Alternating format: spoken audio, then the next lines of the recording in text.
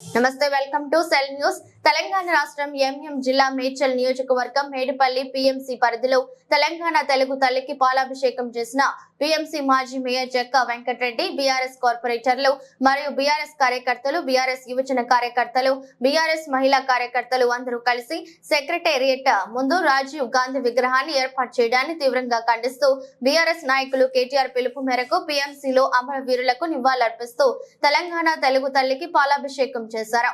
రాజీవ్ గాంధీ విగ్రహాన్ని ఏర్పాటు చేయడం తెలంగాణ తెలుగు తల్లికి అవమానకరంగా భావిస్తూ తెలంగాణ తెలుగు తల్లి విగ్రహానికి పాలాభిషేకం చేయడం జరిగిందన్నారు.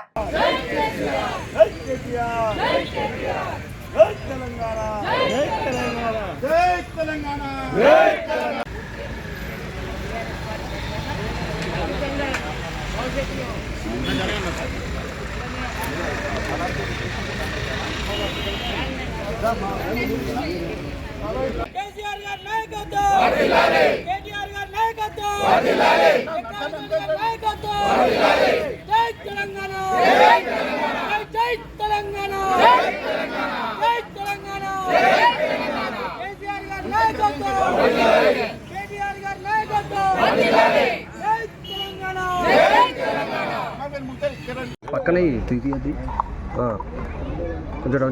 ఈరోజు తెలంగాణ తల్లికి మేమందరం ఇక్కడ పీర్జాగూడ మున్సిపల్ కార్పొరేషన్లో ఉన్న నాయకులందరూ, కార్పొరేటర్లు అందరూ కూడా ఈరోజు పాలాభిషేకం చేయాలని చెప్పి మా గౌరవ వర్కింగ్ ప్రెసిడెంట్ కేటీఆర్ గారి సూచనల మేరకు ఈ యొక్క కార్యక్రమం చేయడం జరుగుతుంది. ముఖ్యంగా మనము బ్రహ్మాండంగా ఈరోజు డాక్టర్ బిఆర్ అంబేద్కర్ గారి పేరు మీద తెలంగాణ రాష్ట్ర సచివాలయాన్ని బ్రహ్మాండంగా నిర్మించుకున్నాం.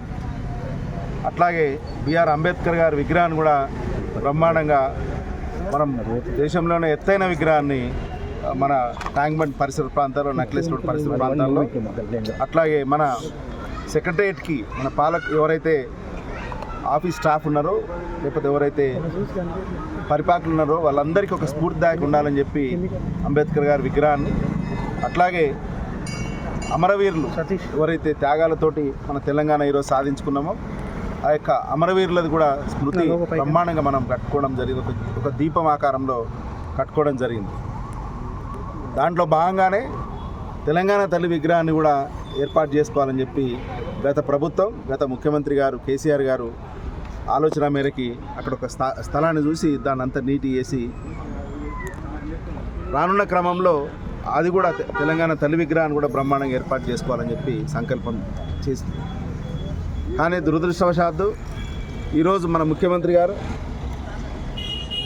తెలంగాణ సెంటిమెంటు ఏమాత్రం పట్టించుకోకుండా, తెలంగాణ ప్రజల ఆకాంక్ష ఏమాత్రం పట్టించుకోకుండా ఆయన ఈరోజు వాళ్ళ యొక్క అధిష్టానం మెప్పు కోసం, సోనియా గాంధీ గారు లేకపోతే రాహుల్ గాంధీ గారు మెప్పు కోసం గతంలో ఆయన తిట్టిన తిట్లు ఏదైతే ఉన్నాయో, సోనియమ్మని బలిదేవత అని, లేకపోతే ఇట్లా రకరకాలుగా రాహుల్ గాంధీని పప్పు అని దుర్భాష రాయడంలో అవన్నీ కప్పిపుచ్చుకోవడానికి ఈరోజు తెలంగాణ సెక్రటరియట్ ముందు రాజీవ్ గాంధీ విగ్రహాన్ని ఏర్పాటు చేయడం తీవ్రంగా ఖండిస్తున్నాం. అందుకోసం మన తెలంగాణ తల్లికి జరిగిన ఇదొక ఘోరమైన అవమానంగా భావిస్తూ ఎట్టి పరిస్థితుల్లో మళ్ళీ బీఆర్ఎస్ ప్రభుత్వం వచ్చిన తర్వాత రాజీవ్ గాంధీ విగ్రహాన్ని తొలగించి అదే స్థానంలో మళ్ళా తెలంగాణ తల్లి విగ్రహాన్ని ఏర్పాటు చేస్తామని చెప్పి మా కేటీఆర్ గారు ఆల్రెడీ పిలుపునిచ్చినారు.